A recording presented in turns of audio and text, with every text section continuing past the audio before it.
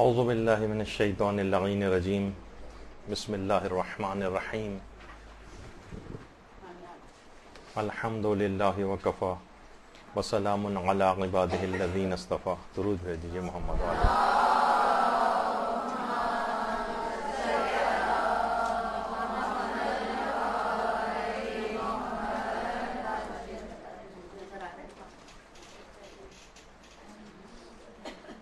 بہترین نماز کیسے پڑھیں، اس کی ایک سیریز جو پچھلے سالوں سے چل رہی ہے، اس کا آج درس نمبر 15. پچھلی جو نشستیں ہماری ہوئی ہیں اس میں نماز آگے بڑھتے بڑھتے تشہد پر پہنچ چکی ہے. وہ خواتین کہ جو پہلی دفعہ ان کلاسز کو لے رہی ہیں، وہ اس سے پہلے کی گفتگو انٹرنیٹ وغیرہ پر جو مدرسے کا چینل ہے وہاں سے اس کو سن سکتی ہیں. اور تشہد تو روزانہ نماز میں پڑھتی ہیں، تو اگر آج سے بھی اس میں بہتری آ جائے تو کوئی ایسے مذائقے کی بات نہیں. تشہد کا یہ کلمہ سب کو زبانی یاد ہے، اور اس میں جو دو گواہیاں دی جاتی ہیں، ایک تو پروردگار کی وحدانیت کی گواہی ہے اور دوسری پیغمبر اسلام کی رسالت کی گواہی ہے. اللہم صلی اللہ علیہ محمد.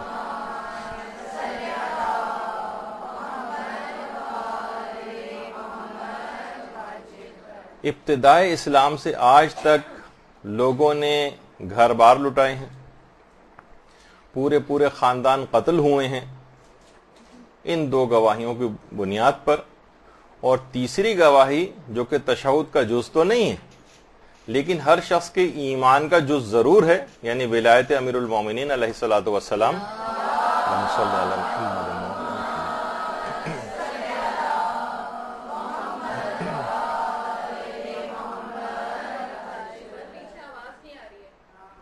اچھا، آواز کو تیز کیجئے بھائی، پیچھے کی طرف نہیں آ رہی.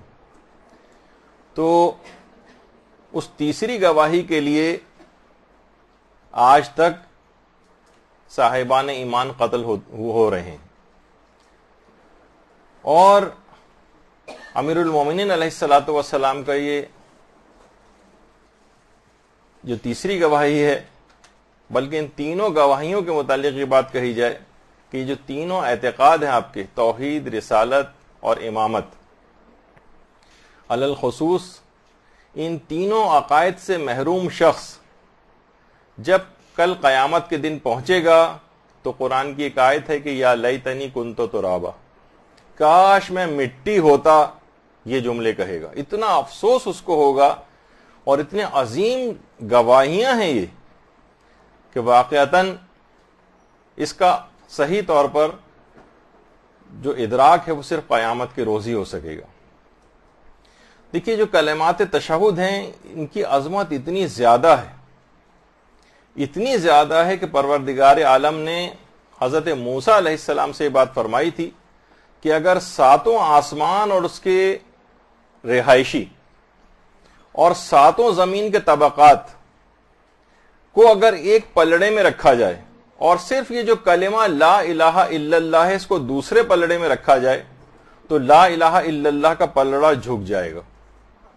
دیکھیے، یہ سب کیوں باتیں آپ کو بتائی جا رہی ہیں تاکہ احساس ہو کہ تشہد کے اندر جو ہم یہ گواہیاں دے رہے ہیں ان کا کتنا زیادہ ان کی عظمت اور ثواب ہے. ابھی آگے چل کر جیسے جیسے گفتگو آگے بڑھے گی، کیونکہ بہترین نماز کیسے پڑھیں میں ہم ان کے مختلف فضائل بھی ان جملوں کے جو ہے بیان کرتے جا رہے ہیں.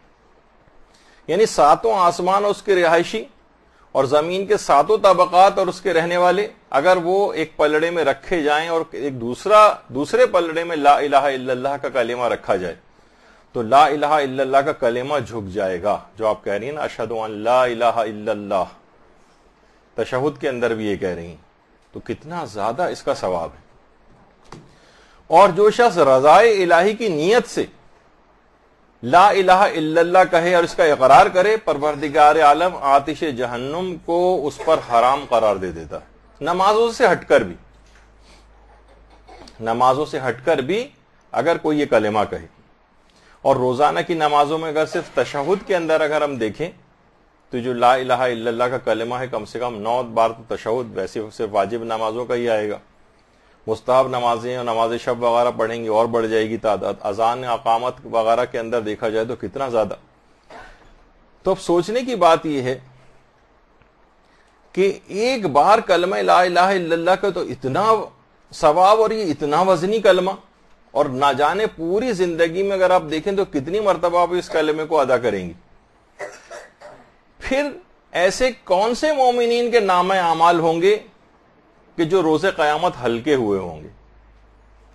دیکھیے انسان کا جب نامہ اعمال کا پلڑا ہلکا ہوگا تبھی تو وہ جہنم میں جائے گا نا، اور روایات میں ہے بھی ایسے افراد کا تذکرہ کہ جن کے نامہ اعمال کے پلڑے بہت ہلکے ہوں گے، جبکہ ساری زندگی میں ہزاروں لاکھوں مرتبہ اس کلمے کو کہا ہے، تو پلڑا تو بہت بھاری ہونا چاہیے تھا۔ تو اس کی وجہ علماء نے کہا کہ کلمہ لا الہ الا اللہ کی اگر روح اس میں سے نکال دی جائے تو پھر پلڑا ہلکا ہو جائے گا۔ روح، وہ کلمہ کیا، روح کیا ہے اس کی؟ وہ جو پیغمبر کی ایک حدیث بھی کہ پیغمبر نے فرمایا کلمہ لا الہ الا اللہ عذاب الہی سے انسان کو بچاتا ہے بشرطے اس کلمے کی بے احترامی نہ کی جائے۔ ایک شخص نے کہا کہ یہ کیسے ممکن ہے کہ کلمہ توحید کی بے احترامی کی جائے؟ پیغمبر نے فرمایا کہ اگر کھلم کھلا گناہ انجام پائیں اور گناہگار کو کوئی منع نہ کرے اور اسے گناہوں سے نہ روکے تو یہ کلمہ توحید کی بے احترامی۔ تو وہی بات کہ دیکھیے کہ جو ابھی اس سے پہلے بات ہو رہی تھی کہ انسان لاکھوں مرتبہ اس کلمے کو کہہ رہا ہے تب بھی اس کا پلڑا جو ہے نامہ اعمال کا وہ ہلکے سے ہلکا ہوتا چلا جائے، یہ کیسے ممکن ہے؟ تو یہ اس طرح سے ممکن ہے کہ کلمے کی اگر اس انداز سے توہین ہو، امر بالمعروف اور نہی عن المنکر معاشرے سے ختم ہو جائے، گناہوں کے ساتھ انجام پذیری کے ساتھ اس کلمے کو کہا جائے تو گویا اس کلمے کی روح نکل جائے گی۔ اور پیغمبر یہ بھی ارشاد فرماتے تھے کہ مردوں کو اپنے کلمے کی تلقین کرو، کیونکہ اس کلمے کی تلقین کرنا کہ تم لوگ اپنے مرنے والوں کو لا الہ الا اللہ کی تلقین کرو کیونکہ بے شک یہ گناہوں کو مٹا دیتا ہے۔ لوگوں نے پوچھا یا رسول اللہ جو شخص حالت صحت میں لا الہ الا اللہ کہے اس کے لیے کیا حکم ہے؟ آپ نے فرمایا یہ بھی گناہوں کو مٹا دیتا ہے، مٹا دیتا ہے، مٹا دیتا ہے۔ بے شک لا الہ الا اللہ مومن کا مددگار ہے، اس کی زندگی میں، اس کی موت میں، اور اس وقت بھی جب وہ پھر سے اٹھایا جائے گا۔ تو مردوں تک کو لا الہ الا اللہ کی تلقین کی جاتی اور اس کا اتنا زیادہ فائدہ ہے۔ اور ایک دفعہ جبریل نے بھی یہ بات کہی تھی کہ یا رسول اللہ آپ ان لوگوں کو دوبارہ اٹھائے جانے تک، یعنی ایک تو حالت احتضار میں بھی اور اس کے بعد جب یہ دوبارہ اپنی قبروں سے یہ تمام افراد قیامت کے روز اٹھائے جائیں گے، دوبارہ جب اٹھائے جائیں گے اور اس وقت یہ تکبیر کہتے ہوئے اٹھیں گے اور لا الہ الا اللہ کی صدائیں دیتے ہوئے اٹھیں گے۔ روایت میں ہے کہ لا الہ الا اللہ کی صدائیں دیتے ہوئے اٹھیں گے تو اس وقت ان کے چہرے سفید اور نورانی ہو رہے ہوں گے، یعنی اصلاً اس لا الہ الا اللہ کا جملے کا جو ظہور ہوگا یہ قبروں سے اٹھتے وقت جب یہ کلمے کو بلند کر رہے ہوں گے۔ یعنی دیکھیے کتنی فضیلت والی بات ہے کہ جو کلمہ ہم تشہد کے اندر یہ پڑھ رہے ہیں اشہد ان لا الہ الا اللہ، یہ قبروں سے نکلتے وقت بھی اس کلمے کو بلند کرتے ہوئے اٹھنا ہوگا، اور اس وقت حقیقتاً ان کے چہرے سفید اور نورانی ہو رہے ہوں گے، یعنی ان کے چہرے کی ضیاء پاشیاں اور جو ان کی نورانیت اس وقت ظاہر ہو رہی ہوگی۔ اور یہ بھی ہمارے چھٹے امام جعفر صادق علیہ الصلوۃ والسلام کا جملہ ہے صلی اللہ علیہ وسلم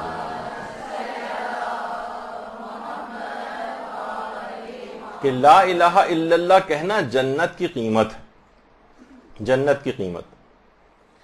اور اگر کوئی شخص 100 مرتبہ لا الہ الا اللہ کہے تو یہ اس کا عمل تمام لوگوں کے اعمال سے برتر ہو جائے گا، یعنی تمام لوگوں کے تمام اعمال سے برتر ہو جائے گا سوائے اس کے کہ کوئی دوسرا شخص بھی 100 مرتبہ لا الہ الا اللہ کہہ دے، یعنی سوائے لا الہ الا اللہ کہنے کے اتنی مرتبہ کوئی اور عمل اس کا مقابلہ نہیں کر سکتا۔ روایت میں آیا صرف 100 مرتبہ لا الہ الا اللہ کہنا۔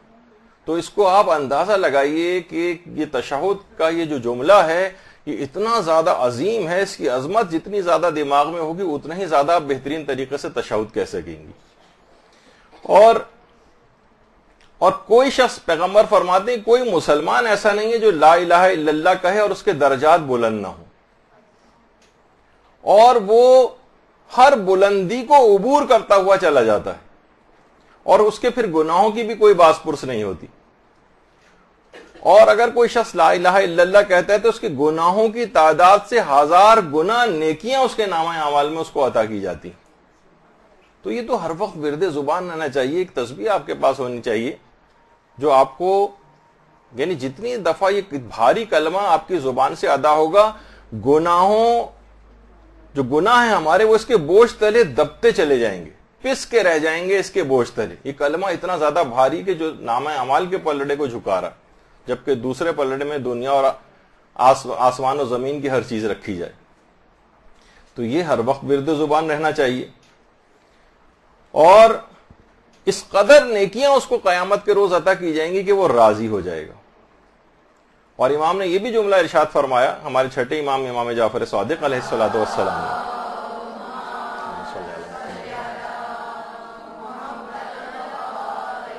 کہ جو شخص بھی خلوص دل سے لا الہ الا اللہ کہے گا وہ جنت میں داخل ہوگا. اور اس کے خلوص کی نشانی یہ ہے کہ وہ چیز جس کو اللہ نے حرام قرار دیا ہے وہ اس سے رکا رہے. یعنی خود امام نے جملہ ارشاد فرمایا کہ خلوص کی نشانی یہ ہے اس کی کہ اللہ نے جن جن چیزوں سے منع کیے ان تمام چیزوں سے وہ اپنے آپ کو روکے رکھے. اور اگر کوئی شخص، عام طور پہ دیکھیے کہیں ہماری یہ والی حالت تو نہیں، نماز میں تو پڑھنا واجب ہی، لیکن عام طور پر زندگی میں اگر یہ کلمہ لوگوں کی زبان پر نہیں آ رہا ہے تو پیغمبر فرماتے ہیں کہ وہ شخص متکبر ہے جو لا الہ الا اللہ نہ کہے. یعنی کافر کی بات نہیں ہو رہی، عام طور پر اگر کسی شخص کی زبان کے اوپر یہ کلمہ اس کا ورد زبان نہیں ہے تو یہ تکبر کی نشانیوں میں سے ایک نشانی قرار دی گئی. تو زیادہ سے زیادہ اس کلمے کو زبان کے اوپر جاری ہونا چاہیے، اور جتنا ممکن ہو سکے گھر میں بھی اکثر ایسا موقع ہونا چاہیے کہ اب جب آپ باواز بلند اس کلمے کو کہیں، صرف نماز کی حد تک نہیں، عام حالات میں بھی، کیونکہ بلند آواز سے لا الہ الا اللہ جو بھی شخص کہتا ہے، روایت میں یہ ہے کہ اپنے گناہوں کو اپنے پیروں تلے رونتا چلا جاتا ہے. جس طریقے سے درخت کے پتے جب درخت سے جھڑتے ہیں تو کس طرح سے انسان ان کے پتوں کے اوپر چلتا ہوا جاتا ہے اور ان کو روند کے رکھ دیتا ہے، اس طریقے سے گناہ رونتے چلے جاتے ہیں. یعنی اگر کوئی شخص بلند آواز سے لا الہ الا اللہ کہے تو وہ اپنے گناہوں کو مسل کے رکھ دے گا. اور یہی وجہ ہے کہ اسی کلمے کے متعلق جو حضرت ہمارے امام علی رضا علیہ الصلوۃ والسلام نے، اللہم صلی علی محمد وعلی محمد،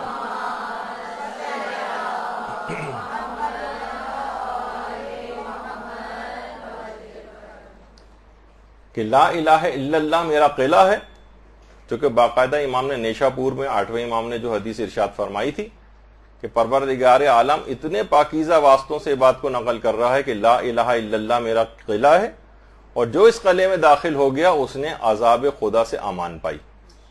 یعنی یہ لا الہ الا اللہ کا جو کلمہ ہے یہ عذاب خدا سے انسان کو نجات دلاتا ہے. تو دیکھیے لا الہ الا اللہ کو کہا جاتا ہے کہ اس کی قبولیت قیامت کے روز پتہ چلے گی.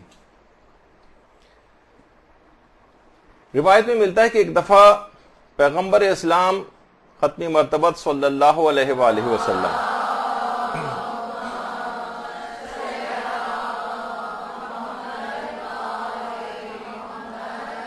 اپنے اصحاب کے ساتھ پیغمبر بیٹھے ہوئے تھے، مولا علی بھی بیٹھے ہوئے تھے. پیغمبر نے فرمایا کہ جو شخص بھی لا الہ الا اللہ کہے گا وہ داخل جنت ہوگا. وہاں بیٹھے ہوئے 2 اصحاب نے کہا یا رسول اللہ ہم بھی کہتے ہیں لا الہ الا اللہ.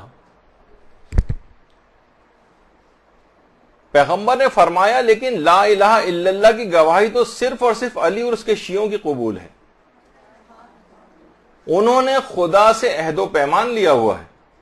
ان 2 اصحاب نے پھر کہا یا رسول اللہ ہم بھی کہتے ہیں لا الہ الا اللہ. اس وقت پیغمبر نے امیر المومنین علیہ السلام کے سر پر ہاتھ رکھا اور فرمایا لا الہ الا اللہ کی قبولیت کی نشانی یہ ہے کہ علی سے کیے گئے عہد و پیمان کو نہ توڑنا، اس کی جگہ پر نہ بیٹھنا اور اس کی بات کو نہ جھٹلانا. یہ اس کے معنی یہ ہوئے کہ لا الہ الا اللہ کے اندر یہ تمام چیزیں بھی خود بخود چھپی ہوئی ہیں، ولایت کے اندر یہ تمام چیزیں داخل ہیں. تو آپ نے دیکھا کہ تشہد کے اس پہلے جملے اشہد ان لا الہ الا اللہ کا کتنا ثواب ہے، اس کے اندر چھپی ہوئی کتنی باتیں ہیں، اور یہ جو تشہد میں آپ گواہی دے رہی ہیں جب تک اس میں خلوص نیت نہ ہوئی، یعنی حرام سے اپنے آپ کو نماز سے ہٹ کر بھی نہ بچایا، نماز میں تو انسان کوئی گناہ نہیں کر رہا ہوتا ہے، اصل میں یہ کلمہ عام زندگی میں حرام سے اپنے آپ کو نہیں بچایا، تو پھر اس کلمے کا گویا یہ خود کلمہ آپ کی تکذیب کر دے گا، یہ کلمہ قبولیت کے درجے تک نہیں پہنچے گا، نامہ اعمال کا پلڑا بھاری نہیں ہوگا، اس کا لازمہ یہ ہے کہ گناہوں کو ترک کرنا پڑے گا۔ اچھا، اس کے بعد اگلا اس کا جملہ اشہد ان لا الہ الا اللہ وحدہ لا شریک لہ، یہ کلمہ بھی بہت زیادہ دعاؤں میں الگ سے تعقیبات میں بھی آیا ہے اور انتہائی عظیم ثواب کا حامل ہے۔ یہ بھی ہمارے چھٹے امام امام جعفر صادق علیہ الصلوۃ والسلام کا ارشاد ہے۔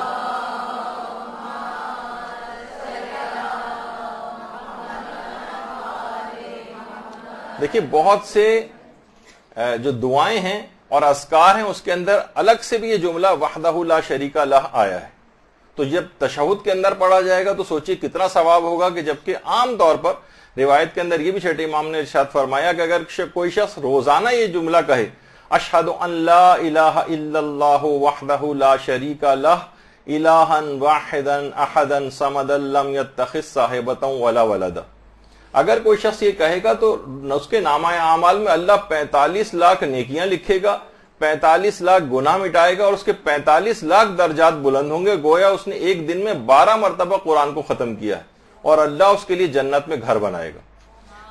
صلی اللہ علیہ وسلم۔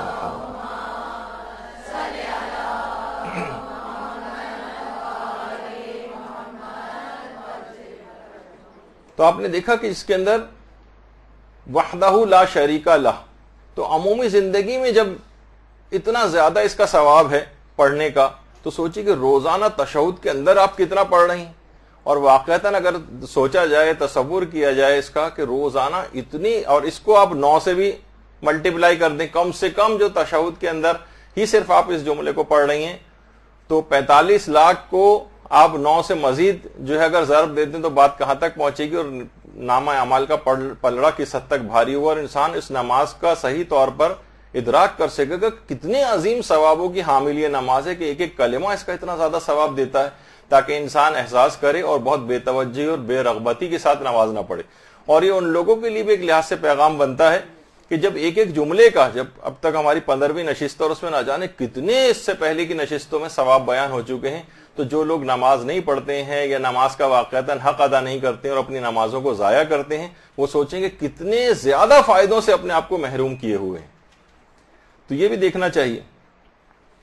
اچھا، یہ جو دوسری شہادت اس کے بعد ہے وہ اشہد ان محمدً عبدہ ورسولہ، ہمارے چھٹے امام یہ جملہ بھی ارشاد فرماتے ہیں، درود بھیجیے محمد والے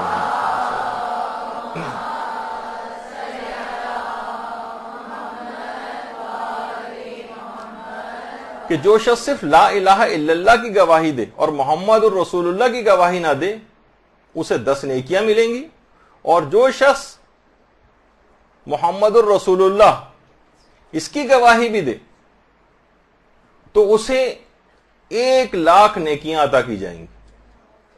یعنی جب یہ 2 کلمے آپس کے اندر مل جاتے ہیں، 2 کلمے آپس میں مل جاتے ہیں، تو پھر سوچئے کہ کہاں 10 نیکیاں اور کہاں اس کے بعد 1 لاکھ نیکیاں، ان 2 کلموں کو ملانے سے 1 لاکھ نیکیاں اس کو ملتی، تو اس لحاظ سے اضافی طور پر 9 لاکھ نیکیاں تو روزانہ کم از کم صرف واجب نماز کے تشہد میں پڑھنے ہی سے آپ کو مل رہی۔ تو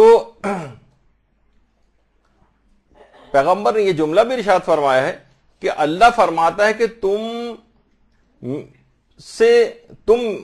میں مجھ سے سب سے پہلے جو ملاقات کرے گا، جو کہ یہ گواہی دے، یعنی ملاقات سے مراد مرنے کے بعد جو بارگاہ خداوندی میں آئے گا، تو اگر کوئی شخص یہ گواہی دیتا ہوگا کہ اللہ کے علاوہ کوئی معبود نہیں ہے اور محمد اللہ کے بندے اور رسول ہیں، وَأَشْهَدُ أَنَّ مُحَمَّدًا عَبْدُهُ وَرَسُولُهُ، اس کی گواہی دیتا ہوگا تو میں اپنی رحمت کے ساتھ اس کو جنت میں داخل کروں گا۔ یہ باقاعدہ پروردگار عالم کا ارشاد ہے. تو اب آ جائیے اس کے اب کچھ مسائل فقہ بھی بیان ہو جائیں تشہد کے. دیکھیے تشہد کب پڑھا جاتا ہے؟ تشہد دوسری رکعت میں 2 سجدوں کے بعد پڑھا جاتا ہے، مغرب کی تیسری رکعت میں بھی پڑھا جاتا ہے، اور 4 رکعتی نماز کی چوتھی رکعت میں بھی تشہد پڑھا جاتا ہے. تشہد واجب غیر رکنی، یعنی اگر کوئی شخص اسے جان بوجھ کر ترک کرے، عمدن ترک کرے، تو اس کی نماز باطل ہے. لیکن اگر سہون ترک کر دے، بھول کر ترک کر دے، تو اس کی نماز باطل نہیں ہوتی. ابھی پھر اس کے بعد وہ کیا کرے گا یہ بھی آگے چل کر آئے گا. لیکن تشہد واجب غیر رکنی ہے، جان بوجھ کر نہیں چھوڑ سکتے، لیکن بھولے سے چھوٹ جائے تو نماز ٹھیک رہتی ہے. البتہ سجدہ سہو اور کچھ اور مسائل ہیں جو کہ آگے چل کر آئیں گے. اچھا، تشہد کے وقت بیٹھنا کس طرح سے بیٹھیں؟ دیکھیے ایک تو طریقہ وہی ہے 2 زانو بیٹھنے کا. یہ جاننا یوں ضروری ہے کہ اکثر لوگ جو بھی اس طرح سے تشہد میں نہیں بیٹھ سکتا ہے، وہ یہ سوچتا ہے کہ بس اس کا مطلب ہے کہ بس میں بیٹھ نہیں سکتا، میں گھٹنے موڑ ہی نہیں سکتا، ایسی مجھے تکلیف ہوتی ہے، تو اس کا مطلب یہ ہے کہ اب میں کرسی پہ بیٹھ کر جو ہے وہ نماز پڑھ لوں. کہ پوری نماز شروع سے آخر تک پھر وہ کرسی پہ بیٹھ کر پڑھتا ہے. نہیں، یہ بالکل غلط ہے. اسی وجہ سے یہ والے مسائل بتائے جا رہے ہیں کہ اگر کوئی شخص اس طرح سے 2 زانو ہو کر نہ بیٹھ سکے، یہ بیٹھنا بالکل صحیح ہے، بہتر ہے، لیکن اس کے علاوہ بھی اور طریقہ کار ہیں. مثلا بالکل اگر دونوں پاؤں کو ایک طرف کر دیا جائے، اس طرح سے اگر کوئی شخص بیٹھے وہ بھی ٹھیک ہے، اس میں بھی کوئی حرج نہیں ہے. اچھا، اسی طریقے سے اگر کوئی شخص جو تصویر میں آپ کو نظر آ رہا ہے اس انداز سے اگر کوئی شخص بیٹھ رہا ہے، یہ بھی بالکل ٹھیک ہے. اگرچہ اس کے اندر اس طرح سے 2 زانو ہو کر نہیں بیٹھا ہے، بلکہ ایک زانو اس نے موڑا ہوا ہے، دوسرا زانو جو ہے وہ دوسری طرف ہے، اس میں بھی کوئی حرج نہیں. بہت سارے آپ نے دیکھا ہوگا غیر شیعہ حضرات اس طریقے سے باقاعدہ بیٹھتے ہیں، لیکن اگر کوئی مومن بھی اس طریقے سے نماز میں بیٹھے تو اس میں بھی کوئی حرج نہیں ہے، بیٹھ سکتا ہے ایسے بھی. اکثر آپ نے دیکھا ہوگا کہ اس انداز سے بھی لوگ بیٹھتے ہیں. اچھا، ایک چیز کہلاتی ہے جس میں بیٹھنا مستحب ہے، جس کو تورک کہتے ہیں. تورک اس کو کہتے ہیں کہ دائیں پاؤں کا جو اوپری حصہ ہے وہ بائیں پاؤں کے نچلے حصے کے اوپر ہو. یعنی جو دائیں پاؤں کو جب آپ فولڈ کر کے اس طرح سے بیٹھیں گے، یہ تو غالباً اس طرح سے تصویر ہمارے سامنے نہیں ہے کہ میں بالکل ویسے سمجھا سکوں، لیکن سمجھے یہ جو دایاں پاؤں انہوں نے موڑا ہوا ہے، اس کو اگر اس پاؤں کو اٹھا کے بائیں پاؤں کے اوپر رکھ لیں تو دائیں پاؤں کا جو اوپری حصہ ہے جو کھڑے ہوئے حالت میں مثلا آسمان کی طرف ہوتا ہے، اس کو بائیں پاؤں کے نچلے حصے کے اوپر رکھیں. اس کو تورک کہتے ہیں. اس طرح سے بیٹھنا مستحب ہے، لیکن کسی طرح سے بھی تشہد میں بیٹھ سکتے ہیں، کسی طرح سے بھی. اچھا، تشہد کو عام حالات میں بیٹھ کر ہی پڑھنا واجب ہوتا ہے، بیٹھ کر ہی پڑھنا ہے، سوائے اس کے کوئی بیماریوں کی کیفیات ہوں، مجبوریوں کے کوئی مسئلے ہوں.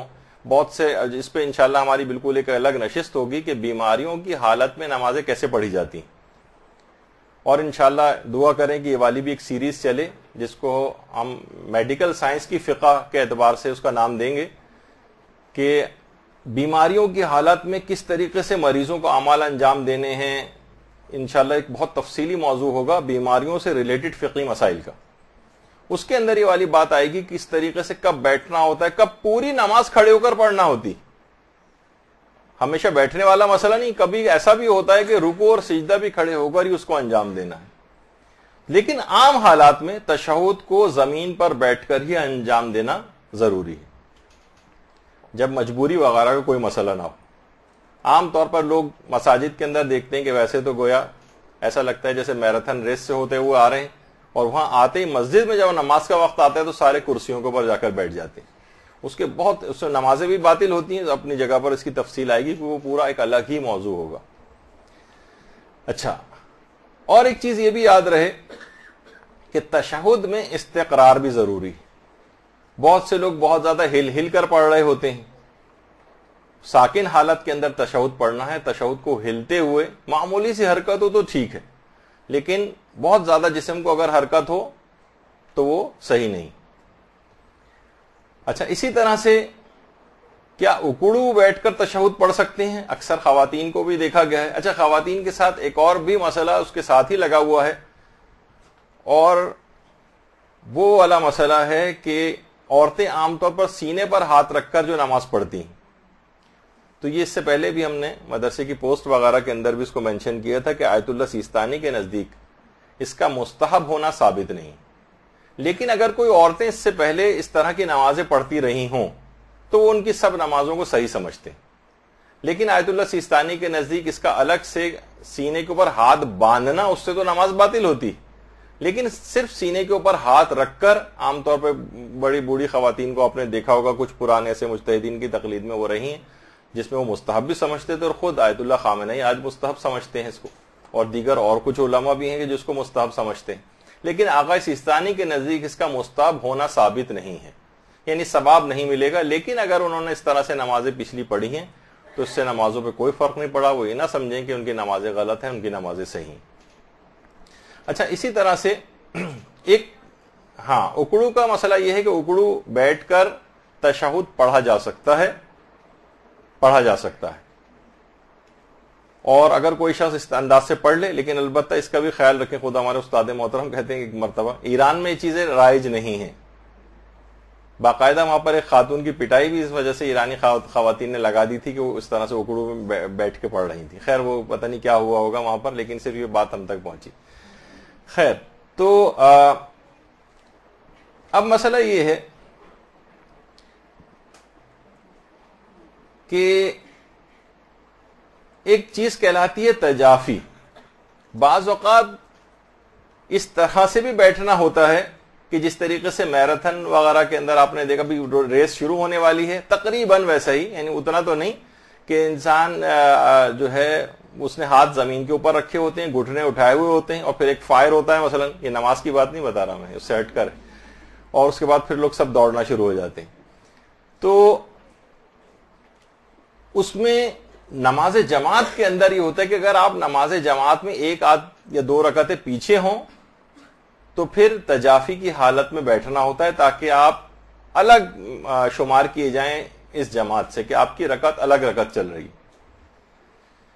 اور اس کو تقریباً اور زیادہ واضح طور پر دکھایا جائے تو اس طرح سے, یعنی ہاتھوں کو زمین کے اوپر رکھا جائے, بہتر ہے کہ ہتھیلیاں ہی رکھیں پوری زمین کے اوپر, اور اپنے گھٹنوں کو اٹھا لیں. یہ اچھا عورتوں کے اوپر بھی, اگر مثلا آپ اکثر زیارات کے سفر کے اوپر جاتی تو عورتیں بہت زیادہ نماز جماعت کے مسائل کے اندر پریشان ہوتی ہیں, کیونکہ عورتوں کا زیادہ واسطہ اتنا بدقسمتی سے یہاں پر بھی ماحول نہیں ہے کہ عورتیں نماز جماعت کے مسائل سے واقف نہیں ہوتی, اور جب حرموں کے اندر پہنچتی ہیں اکثر لیٹ ہو جاتے ہیں وہاں پر پہنچنے میں, تو آپ کو ایک رکعت پتہ چلا نکل گئی, دوسری رکعت میں آپ شامل ہو رہی ہیں. پیش امام کی مثلا دوسری رکعت ہے, آپ کی پہلی رکعت ہے. اب پیش امام تو اس وقت تشہد میں بیٹھ کر تشہد پڑھے گا, لیکن آپ کی تو پہلی رکعت ہے, تو آپ کو اس تشہد کے درمیان اس طرح سے تجافی میں بیٹھنا لازم ہے. اگر آپ نارمل طریقے سے کوئی شخص ایسے ہی بیٹھا رہے تو وہ گناہ گار ہوگا, اس نے گناہ کیا, یعنی اس کے لیے لازم ہے کہ وہ تجافی میں اس انداز سے بیٹھے. عورتوں کے لیے بھی یہ ہے کہ ان کو بھی تجافی کا اسی طرح سے خیال رکھنا پڑے گا اس وجہ سے. اچھا اب ایک مسئلہ یہ ہوتا ہے اس میں کہ اچھا یہ فرادہ نماز میں کبھی ایسا مسئلہ پیش نہیں آئے گا, یہ صرف نماز جماعت کا مسئلہ ہے. احتیاط واجب ہے کہ اس انداز سے بیٹھے. مثلا آپ کی پہلی رکعت ہے, پیش امام کی دوسری رکعت ہے, جب وہ تشہد میں آئے گا تو اس طرح سے آپ کو بیٹھنا پڑے گا. وہ تو تشہد پڑھے گا, تو کیا ہم بھی اس کے ساتھ ساتھ تشہد پڑھیں؟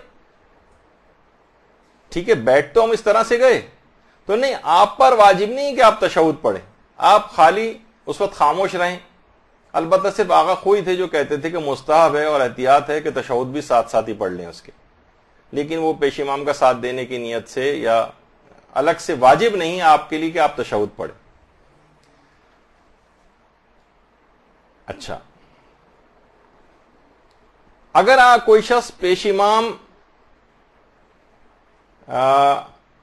سے پہلے ہی کھڑا ہو گیا, پیش امام تشہد پڑھا ہے, اس نے کہا کہ چھوڑو یہ تو تشہد پڑھا ہے, میں کھڑا ہو جاتا ہوں, کھڑے نہیں ہو سکتے, لیکن اگر بھولے سے وہ شخص کھڑا ہو گیا تو بہرحال اس کی نماز صحیح ہے. جان بوجھ کر اسے ایسا نہیں کرنا چاہیے, یعنی انتظار کرنا چاہیے کہ پیش امام تشہد پڑھ کر کھڑا ہو جائے, اور اگر اس سے پہلے کھڑے ہو گئے جان بوجھ کر تو جماعت کی نماز باطل ہو جائے گی, یعنی اس کو پھر فرادہ کی نیت فوراً کر لینا چاہیے اور اپنی نماز الگ سے پڑھنا چاہیے. یعنی خواہ کچھ نہ پڑھیں لیکن اسی حالت میں بیٹھے رہیں جس طریقے سے یہ ابھی آپ کو پوزیشن بتائی گئی, اس کو تجافی کی پوزیشن کہا جاتی ہے, اور یہ عام طور پر وہاں آپ کو بہت کام آئے گی جب آپ سفر زیارات یا مثلا اور کسی اس طرح کے مقدس سفر کے اوپر جاتے ہیں اور پیش امام سے آپ ایک آدھ رکعت پیچھے ہوتے ہیں. اچھا, کبھی کبھار ایسا بھی ہوتا ہے, یہ بھی کوئز ٹائپ کا ایک سوال تھا, ہم نے مدرسے کے جو فیس بک کا اکاؤنٹ ہے اس کے اوپر بھی اس کو لکھ کر پوچھا تھا کہ وہ کون سا موقع ہے کہ جب ہر رکعت میں ایک مرتبہ تشہد پڑھنے کا موقع آ جاتا ہے, ایک بار تشہد کا موقع, چاہے خود پڑھیں یا نہ پڑھیں بہرحال تشہد کا موقع آ جاتا ہے. یہ وہی والا موقع ہے کہ جب آپ ایک رکعت پیچھے ہوں. جب ایک رکعت پیچھے ہو رہے ہیں تو آپ کی جو پہلی ہے اس میں پیش امام تشہد پڑھ رہا ہے تو آپ کو تجافی کی حالت میں بیٹھ کر تشہد سننا, ایک وہ بھی ایک موقع ہو گیا. پھر جب پیش امام کی تیسری رکعت ہوگی اور آپ کی دوسری رکعت ہے تو آپ کو دوسری رکعت کا تشہد پڑھنا ہے, ٹھیک ہے. اور اس کے بعد پھر پیش امام کی جب چوتھی رکعت ہوگی تو وہ آپ کی تیسری رکعت ہے, پیش امام پھر تشہد پڑھے گا, آپ کو پھر تشہد اس کے ساتھ سننا ہے, اور پیش امام چوتھی رکعت میں نماز ختم کر لے گا, لیکن کیونکہ آپ ایک رکعت لیٹ پہنچی تھیں تو ایک رکعت آپ کو پھر بعد میں فرادہ پڑھنی ہوتی, جو آپ کی اصلی چوتھی رکعت ہوگی اس میں پھر تشہد پڑھنا پڑے گا. تو یہ ایک لحاظ سے چاروں رکعت کے اندر تشہد کا موقع ہے, دو رکعت کے اندر تو فقط سننا ہے آپ کو تشہد, اور دو میں تو واجب ہے کہ پڑھیں جب آپ کی دوسری اور چوتھی رکعت ہو, 4 رکعت ہی نماز. تو یہ ایک لحاظ سے دماغی جمناسٹک کے طور پر یہ چیز ہم نے اس کو رکھی تھی تاکہ تھوڑا سا ایک دماغ فقہی اعتبار سے بھی تھوڑا کھلے اور ان مواقعوں کا بھی خیال رکھا جائے. اور یہ چیزیں بہت ساری آپ کو بھی پتا ہونی چاہیے کہ اب خواتین بھی سفر زیارت پہ جاتی ہیں تو وہاں اس کی ضرورت پیش آتی ہے.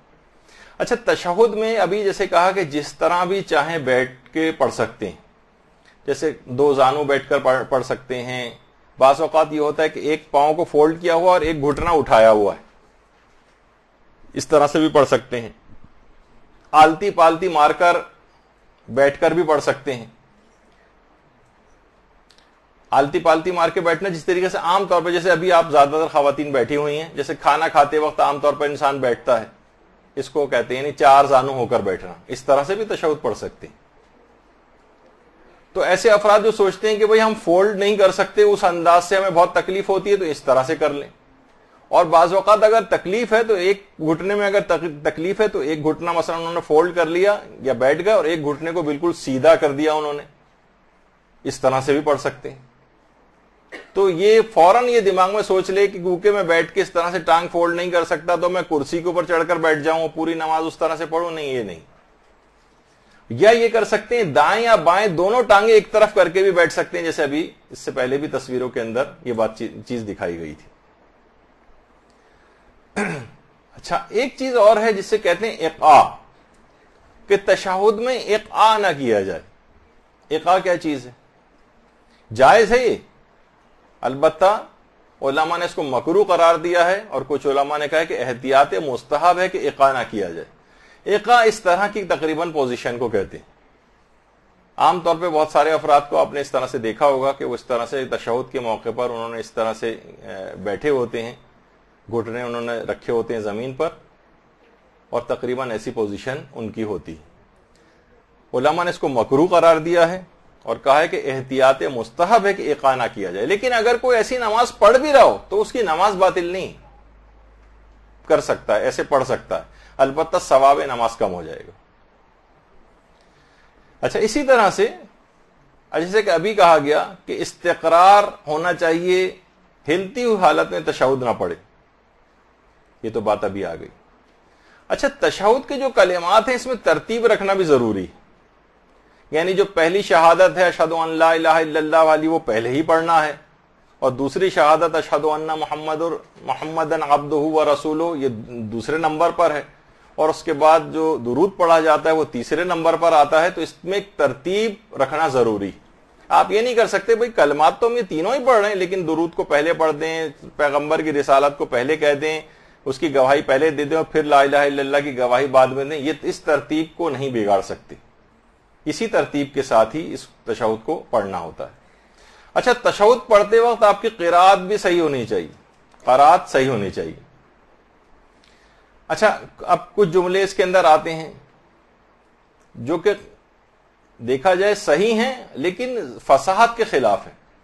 مثلا اشہد ان لا الہ الا اللہ، یہ بھی صحیح ہے لیکن یہ غیر فصیح ہے.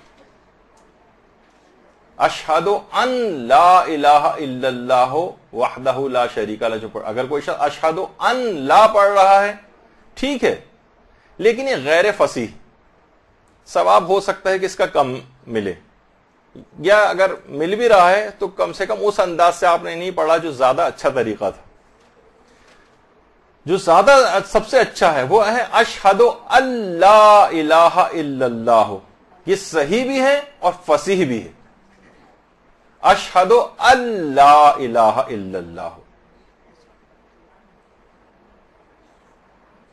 تو یہاں پر ادغام واجب نہیں ہے، لیکن اگر کوئی شخص اس طرح سے کر دے اشہد اللہ تو یہ سب سے زیادہ اچھا ہے. ان لا سے زیادہ اچھا ہے کہ آپ اسے اشہد اللہ پڑھیں. تو یہ ایک چیز ہو گئی. اچھا، ابھی جیسے کہا کہ ادغام اس میں واجب نہیں. اچھا، بہت سے لوگ یہ بھی کہتے ہیں اشہد ان لا الہ الا اللہ، یہ غلط ہے، یہ غلط ہے. اشہد ان لا الہ الا اللہ یہ اس طرح سے نہیں کہا جا سکتا. البتہ اگر کوئی شخص ایسی غلطی کر چکا ہو تو اس کو نماز کا اعادہ کرنا لازم نہیں. غلط اس نے کیا ہے اور پچھلی جو غلطیاں ہو گئی وہ اسلام نے معاف کی. اشہد ان لا الہ الا اللہ اگر کہا ہے اس نے تو اگرچہ غلط ہے لیکن اس کی پچھلی نمازیں صحیح. اچھا، مزید کیا غلطی اس میں ہوتی ہے؟ اشہد ان لا الہ الا اللہ وحدہ لا شریک، وحدہ یہاں ہے بڑی ہے جسے حلوے والی ہے کہا جاتا ہے. اگر آپ اسے کہیں گے یہ دو چشمی ہے لگا دیں گے وحدہ جیسے کہ عام طور پر، تو یہ صحیح نہیں. صحیح آپ کو ہا کی آواز نکالنی ہے، اشہد ان لا یا اشہد ان لا الہ الا اللہ وحدہ، وحدہ ہا کی آواز آپ کو صحیح طور پر نکالنی، اور ہلکے سے نہیں نکالنی جیسے دو چشمی ہیں نکالتی ہیں، گول ہے نکالتی ہیں، وحدہ نہیں، وحدہ. اچھا، اسی طرح سے لا شریک لہ، بہت سے لوگ، اچھا اگرچہ یہ غلطی ہو سکتا ہے نماز کو باطل نہ کرے، خیر یہ تو چھوٹی ہے تو نہیں لگا سکتے. بہت سے لوگ لا شریک لہ، کلہ ایک ساتھ اور لا شری الگ ایک اس طرح سے پڑھتے ہیں. لا شریکا لہ یعنی لا شریکا پورا ایک الگ پڑھیں، لہ کو الگ پڑھیں. لیکن اگر آپ نے کہا لا شریک لہ تو یہ آپ نے اس طرح سے شری الگ اور کلہ الگ کر دیا اس کو. اچھا، اسی طرح سے یہ دونوں صحیح ہیں، وحدہ لا شریکا لہ بھی پڑھ سکتے ہیں اور وحدہ لا شریکا لہ بھی پڑھ سکتے ہیں. وحدہ لا شریکا لہ یہ بھی صحیح ہے اور وحدہ لا شریک لہ یہ بھی صحیح.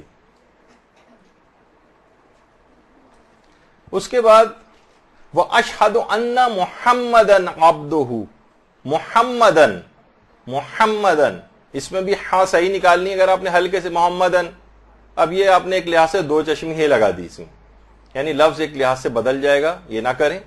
وَأَشْهَدُ أَنَّ محمدن گول ہے میں، اور یہ جو بڑی ہے ہوتی ہے اس کے اندر آپ کو اس کی پریکٹس کرنی پڑے گی کہ تشہد کے اندر لوگ اکثر دیکھا ہے کہ وہ الحمد اور دوسرے سورے وغیرہ کے اندر تو ٹھیک پڑھ لیتے ہیں، تشہد اور بعد کے جو اذکار ہیں ان کے اندر یہ غلطیاں کرتے ہیں، اس میں ان کی طرف توجہ نہیں ہوتی کہ ہمیں کیسی آواز نکالنا ہے.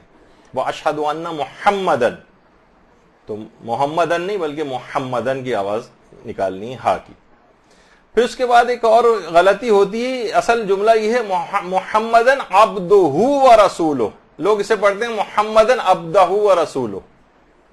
اچھا، اس میں غلطی ایک اور بھی ہوتی ہے، اس میں عین کے بجائے الف لگا دیتے ہیں، عبدہ، الف بے دال اور دال کے اوپر بھی زبر، عبدہ، عبدہ تھوڑی ہے، عبدہ عین کی آواز بھی صحیح نکلے اور دال کے اوپر پیش بھی لگانا ہے, زبر نہیں لگانا ہے.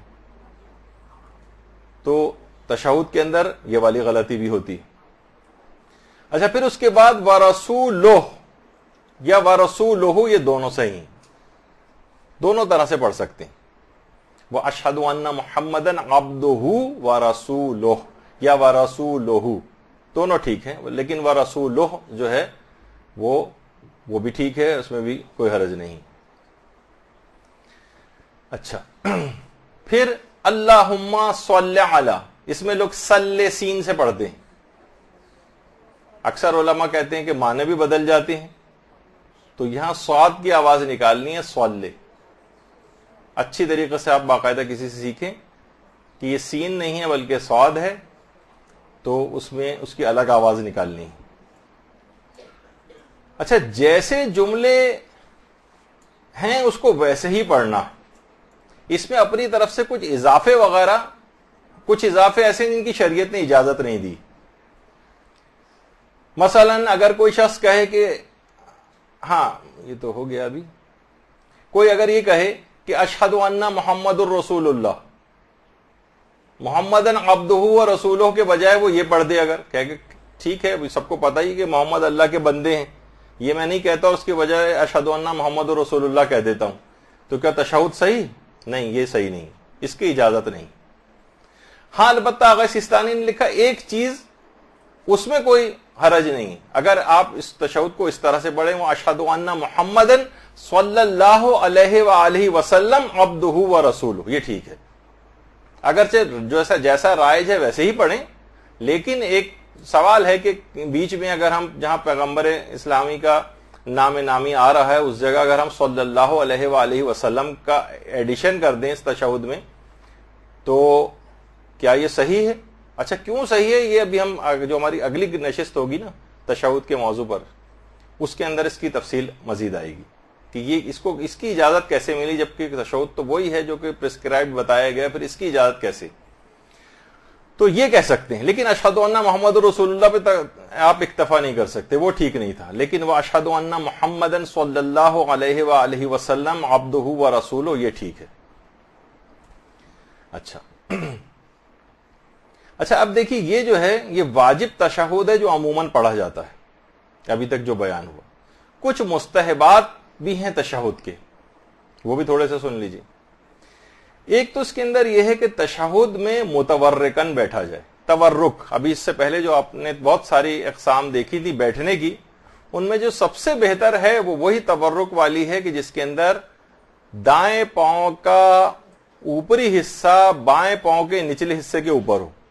یہ تو آپ کو کر کے ہی پتہ چلے گا کہ, اور ہو سکتا ہے کہ آپ اس انداز سے بیٹھتے بھی ہوں, لیکن یہ کہ اس کو اس انداز سے سوچیے کہ دائیں پاؤں کا جو اوپری حصہ ہے اس کو بائیں پاؤں کے نچلے حصے کے اوپر رکھیں, یعنی تلوے کے اوپر رکھیں.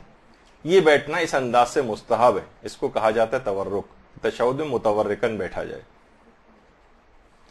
ذکر تشہد سے پہلے الحمدللہ کہا جائے. ہاں, یہ اس طرح سے بیٹھے. پھر ہے ذکر تشہد سے پہلے الحمدللہ کہے, یہ مستحب ہے. یا تشہد شروع ہونے, اچھا ہاں الحمدللہ کا دیکھیے اتنا زیادہ کہ حضرت آدم سے جو پہلا خطاب ہوا تھا, تو حضرت آدم نے جب روح پھونکی گئی تو خود حضرت آدم الحمدللہ رب العالمین کہتے ہوئے بیٹھے تھے. تو اتنا یہ مستحب اس وجہ سے تشہد میں الحمدللہ کہنا, یعنی کہ امام معصوم اس کو کامل ترین شکر قرار دیتے تھے. ایک تو خود آپ کو نماز پڑھ رہی ہیں, آپ کتنی شکر کا موقع ہوگا کہ پروردگار نے آپ کو اس عادت دی ہے, تو تشہد میں اس سے پہلے, تشہد کو شروع کرنے سے پہلے الحمدللہ کہنا. تو پھر پروردگار کی طرف سے جواب آیا تھا کہ آدم تم پر اللہ کی رحمت ہو, جب انہوں نے حمد خدا کی تھی, الحمدللہ کہا تھا. اچھا, پھر یا الحمدللہ کہے یا یہ جملہ کہے بسم اللہ و باللہ والحمدللہ وخیر الاسماء للہ, یہ کہے. اور اس کے ساتھ ملا بھی سکتا ہے, الحمدللہ کے ساتھ بھی ملا سکتا ہے اس کو. تو یا صرف الحمدللہ کہے اور پھر تشہد پڑھنے لگے, یا الحمدللہ کے بعد بسم اللہ و باللہ والحمدللہ وخیر الاسماء للہ یہ کہے. اچھا دیکھیے, کیونکہ ہم دیکھیے ایک تو واجب تشہد تو آپ نے سن لیا، لیکن ہم نماز کا ہمارا عنوان ہے بہترین نماز کیسے پڑھیں، بہترین نماز، تو اس کی یہ تفصیل آ رہی ہے۔ اچھا، اس کے بعد یا یہ کہے بسم اللہ و باللہ والحمد للہ و خیر الاسماء کلھا للہ، خیر الاسماء کے بعد کلھا کا ایک جملے کا اضافہ ہے، یہ بھی کہہ سکتا ہے، لیکن اکثر لوگ اس میں کہتے ہیں وہ اسماء الحسنى للہ، یہ نہ کہے، علماء نے اس کو منع کیا، یہ اس کے کچھ معنی کے اندر ایسی کچھ تبدیلی ہو جاتی ہے کہ اس کو منع کیا گیا ہے، وہ اسماء الحسنى للہ نہ کہے، وہ اسماء الحسنى کلھا للہ کہے، ٹھیک ہے۔ اچھا، انگلیوں کو ملا کر رانوں پر رکھے، ملا کر انگلیوں کو کوشش کرے کہ آپس میں اور قریب قریب کر کے ملا دے، پھیلا کر بھی رکھ سکتا ہے لیکن انگلیوں کو اگر ملا دے تو اور زیادہ بہتر ہے، اور مستحب ہے کہ اس کی نگاہیں گود پر ہوں۔ اکثر لوگ یہ کہتے ہیں کہ وہ نگاہیں اس میں سجدگاہ کی طرف ہوں، نہیں، یہ سجدگاہ کی طرف دیکھنے کا موقع نہیں، اس میں نگاہیں تشہد پڑھتے وقت انسان اپنی گود میں رکھے، یعنی نگاہوں کو نیچے جھکا کر گود میں، اور وَأَشْهَدُ أَنَّ مُحَمَّدًا عَبْدُهُ وَرَسُولُهُ، جس وقت یہ جملہ کہے اس کے بعد ایک جملہ اور کہنا بھی مستحب ہے، أَرْسَلَهُ بِالْحَقِّ بَشِيرًا وَنَذِيرًا بَيْنَ يَدَيِ السَّاعَةِ وَأَشْهَدُ أَنَّ رَبِّي نِعْمَ الرَّبُّ وَأَنَّ مُحَمَّدًا نِعْمَ الرَّسُولُ اللَّهُمَّ صَلِّ عَلَى مُحَمَّدٍ وَآلِ مُحَمَّدٍ۔ تو تشہد اور آپ کا بہتر سے بہتر ہوتا چلا جائے گا اگر آپ نے ان جملوں کا اس کے اندر اضافہ کر دیا۔ اور یہ تو بھی مختصر ترین تشہد تھا، ابو بصیر کی ایک معتبر روایت کے اندر ایک تفصیلی تشہد بھی ہے جسے آپ پڑھ سکتی ہیں، اور آیت اللہ سیستانی نے بھی اس تشہد کو باقاعدہ ایک تفصیلی تشہد بھی ہے، اور یہ یقین کیجیے اگر آپ نے مشکل سے، اچھا آپ کہیں گے کہ تو بہت مشکل، بہت بڑا لگ رہا ہے، آغا سیستانی نے اس کو عروۃ الوثقیٰ کی دوسری جو جلد ہے اس کے اندر اس کو اس ابو بصیر کی معتبر روایت سے ایک تشہد آیا ہے جو اس میں کافی عقائد حقہ بھی ہیں۔ اگر آپ کو یاد کرنا مشکل ہو تو تشہد کے اندر ویسے بھی گود میں رکھ کر اس کو ایک پرچہ اگر ہو اپنی گود میں رکھ لیں، ویسے بھی گود کی طرف دیکھنا تشہد میں مستحب ہوتا ہے، تو دیکھ کر بھی اس تشہد کو پڑھ سکتے ہیں۔ یہ آپ کو لکھا ہوا بھی ہم دے دیں گے، بلکہ جو اعراب لگا ہوا وہ بھی آپ کو دے دیں گے، تو اس سے یہ ہوگا کہ آپ پورا تشہد اور مہینے بھر 2 مہینے بھی اس طرح سے دیکھ کر آپ پڑھتی رہیں تو انشاءاللہ آپ کو زبانی یاد، اگرچہ نماز میں دیکھ کر پڑھنے کا ثواب کم ہے، ثواب کم ہو جاتا ہے، لیکن پھر بھی آپ کو ایک پریکٹس کے لیے، اور ہو سکتا ہے کہ اس کا جبران ہو جائے، اتنا زیادہ اس کے اندر عقائد حقہ کی تکرار ہوئی ہے کہ یہ تشہد اس وقت بہترین اور بڑا عظیم تشہد جو ہے وہ بن جائے گا اور بے پناہ فائدے دلوائے گا آپ کو۔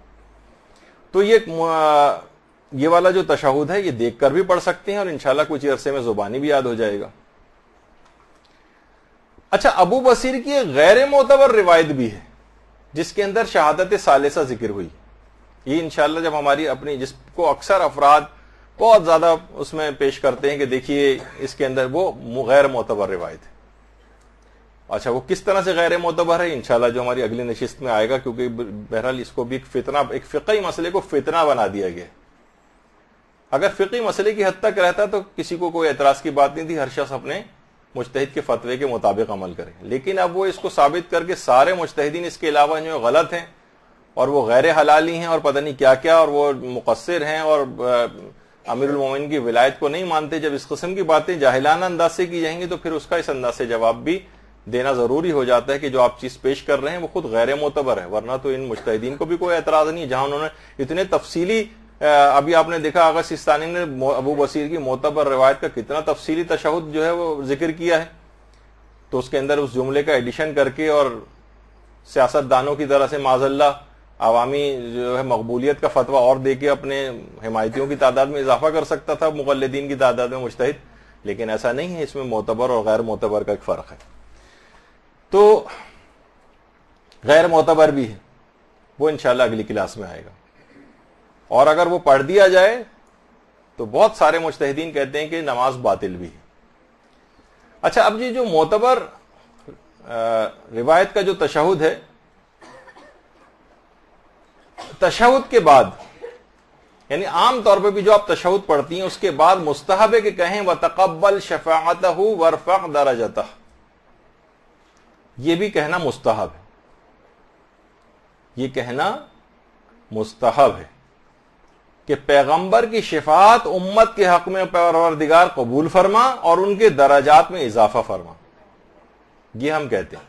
باقاعدہ پیغمبر کے لیے ایک دعائیہ جملہ کہنا ہے پیغمبر کی رسالت کی گواہی دینے کے بعد، کہ جب اللہم صلی علی محمد وعلی محمد کہہ دیں تو اس کے بعد کہیں وَتَقَبَّلْ شَفَاعَتَهُ وَارْفَعْ دَرَجَتَهُ، پر پیغمبر کی شفاعت امت کے حق میں قبول وَتَقَبَّلْ شَفَاعَتَهُ فِي أُمَّتِهِ، بہت سی تشہد کی جو عبارتیں ہیں اس کے اندر یہ فی امتہ کا لفظ بھی، اور ان کے درجات میں اضافہ فرما۔ اچھا، اب دیکھا جائے تو یہ تو دعا ہے۔ اب آغا سیستانی سے بھی ایک سوال پوچھا گیا کہ جب تشہد میں یہ ختم کرنے کے بعد ہم یہ دعائیہ جملہ کہہ رہے ہیں تو کیا ہم اس دعائیہ جملہ کہتے وقت ہاتھوں کو بلند کر سکتے ہیں جس طریقے سے ہم دعا میں ہاتھوں کو بلند کرتے ہیں؟ اس انداز سے مثلا آپ نے یہ وَتَقَبَّلْ شَفَاعَتَهُ فِي أُمَّتِهِ وَارْفَعْ دَرَجَتَهُ کہتے وقت ہاتھوں کو بلند کر دی، اس طرح دعا میں بلند کرتے ہیں۔ تو آقا سیستانی نے فرمایا کہ ایسا کرنا جائز تو ہے لیکن قصد ورود نہ کیا جائے، یعنی یہ نہ سمجھا جائے کہ اللہ نے اس کا حکم دیا ہاتھ بلند کرنے کا۔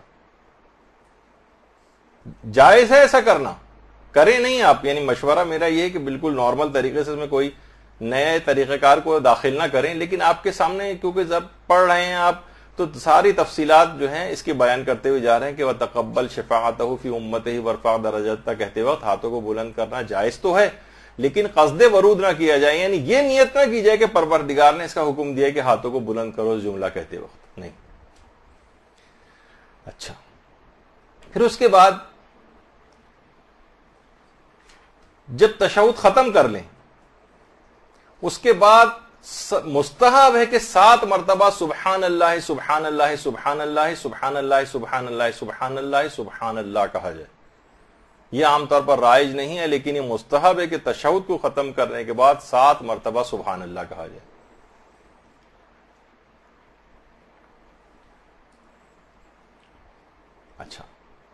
اچھا، ایک تو ابو بصیر کی تفصیلی روایت کا جو ایک تفصیلی تشہد ہے وہ تو آپ نے ظاہر ہے وہ لکھا ہوا ہی آپ کو ملے گا، تو آپ اس کو دیکھ کر تشہد کے درمیان پڑھ لیجئے گا۔ لیکن عام طور پر اگر کوئی شخص اتنا طویل تشہد نہ پڑھنا چاہے تو کم سے کم سارے فائدے ثواب لینے کے لیے اس مختصر ترین تشہد جو آج تک آپ نماز میں 3 کلمات والا پڑھتی رہی ہیں اس میں چھوٹے چھوٹے یہ جو ان جملوں کا اضافہ کر لیں تو ثواب بہت بڑھ جائے گا۔ وہ یہ والا تشہد پڑھیں، بسم اللہ و باللہ والحمد للہ و خیر الاسماء للہ، اشہد ان لا الہ الا اللہ وحدہ لا شریک لہ واشہد ان محمدا عبدہ ورسولہ ارسلہ بالحق بشیرا ونذیرا بین یدی الساعہ، اشہد انک نعم الرب وان محمدا نعم الرسول، اللہم صل علی محمد وعلی محمد وتقبل شفاعته فی امته وارفع درجته، سبحان اللہ سبحان اللہ سبحان اللہ سبحان اللہ سبحان اللہ سبحان اللہ سبحان اللہ۔ یہ مختصر ترین تشہد تو وہ ہے جو واجب والا آپ پڑھتی ہیں، اس میں تھوڑے سے چند کلمات کا ایڈیشن ہے، لیکن یہ بہت بھرپور تشہد ہو جائے گا اور بہت زیادہ ثواب اور فائدوں کو آپ اکٹھا کر لیں گی، اور اتنا زیادہ مشکل بھی نہیں ہے، اور یہ تشہد پڑھنا شروع کریں تو بہترین سے بہترین نماز ہوتی چلی جائے گی۔ اور اس سے بھی زیادہ بہتر وہ تفصیلی تشہد ہے جو آغا سیستانی نے عروۃ الوثقی کی دوسری جلد میں اس کو نقل کیا ہے، وہ آپ دیکھ کر پڑھیں اور کچھ عرصے میں زبانی یاد کریں۔ اس کے اندر تمام عقائد حقہ بھی ہیں، ان کی تکرار ہوتی رہی تو وہ قبر کے اندر بھی بہت کام آئیں گے۔ اچھا، اب اس کے بعد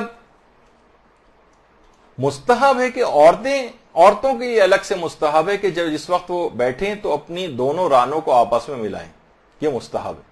جیسے عام طور پر اس انداز سے مرد ذرا اپنی جو ہے وہ رانوں کو دور دور رکھ کر بیٹھتے ہیں، خواتین کے لیے مستحب ہے اس کو ملا کر بیٹھیں۔ اچھا، اور ایک بات اس کے اندر اور نقل کر دی جائے، اکثر لوگ دیکھتے ہیں کہ ہمارے کچھ غیر شیعہ حضرات اشہد ان لا الہ الا اللہ کہتے وقت انگلی کو اٹھاتے ہیں، پھر اس کے بعد اس کو نیچے گراتے ہیں. تو یہ ہمارے برادران اہل سنت کے ہاں کچھ ایسی روایات ہیں جن کی بنا پر وہ اس عمل کو انجام دیتے ہیں، لیکن ہماری فقہ کے اندر ایسی کوئی تاکید نہیں. یا مثلا کہتے وقت انگلیوں کو گھمانا، انگشت شہادت کو گھمانا یا اوپر کی طرف اٹھانا پھر نیچے اس کو گرانا، یہ والا جو ہے مسئلہ ہمارے ہاں نہیں. لیکن کوئی شخص اگر ہمارے ہاں بھی ایسا کر لے تو کیونکہ یہ فعل قلیل، اس سے نماز پر کوئی فرق نہیں پڑتا ہے، یعنی نماز پہ اس سے کوئی فرق نہیں پڑے گا کہ نماز اس کی باطل ہو جائے کہ اس نے ایسا کیوں کیا. لیکن اگر کیونکہ ہمارے حکم نہیں تو اس وجہ سے یہ نہیں کیا جاتا. اچھا، یہ تو ابھی آپ نے سن ہی لیا کہ یہ بتقبل شفاعتہ فی امتہ ورفع درجتہ جو ہے، یہ باقاعدہ تہذیب الاحکام کی دوسری جلد میں باقاعدہ ایک روایت آئی ہے شیخ طوسی کی کتاب میں. اس کی بنا پر یہ کلمہ پڑھا جاتا ہے کہ پروردگار پیغمبر کی شفاعت کو امت کے حق میں قبول فرما اور ان کے درجات میں اضافہ فرما. اچھا، اب ایک سوال یہ کہ کیا رسول اللہ کو ہماری دعا کی ضرورت ہے کہ میں یہ والی دعا پیغمبر کے لیے کہیں کہ پروردگار پیغمبر کے درجات میں اضافہ فرما؟ کیا پیغمبر ہماری کسی دعا کے محتاج ہیں؟ تو یہ بات یاد رکھ لیجئے کہ پیغمبر ہرگز بھی ہماری دعا کے محتاج نہیں، لیکن یہ جو دعا ہے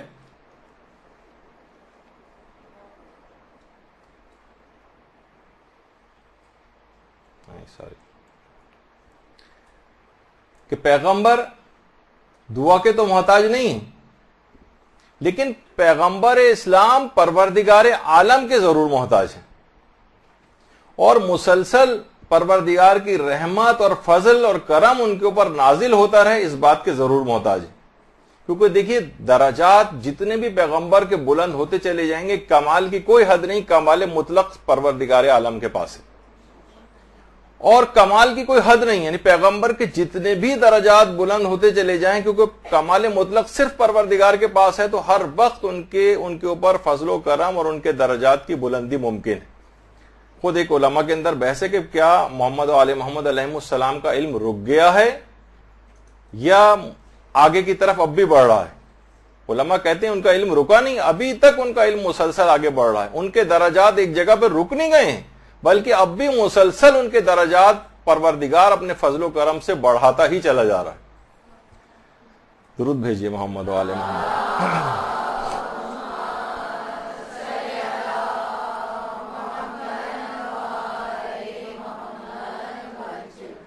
اچھا، اب دیکھیے آیت اللہ سیستانی ہوں یا آیت اللہ وحید خراسانی ہوں، ان کے نزدیک وتقبل شفاعتہ وارفع درجتہ یفع فی امتہ، یہ جملہ کہنا مستحب ہے.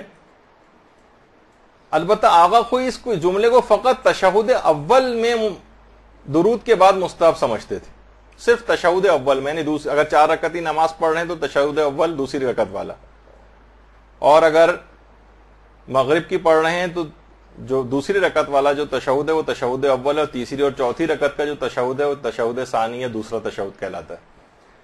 لیکن دیگر علماء کہتے ہیں کہ نہیں، چاہے دوسری رکعت والا ہو یا چوتھی رکعت والا، اس کے بعد یہ وتقبل شفاعتہ پڑھ سکتے ہیں. اور کچھ علماء نے رجائے مطلوبیت لگا ہے، لیکن بہرحال یہ تاکہ آپ کے سامنے یہ چیز آ جائے.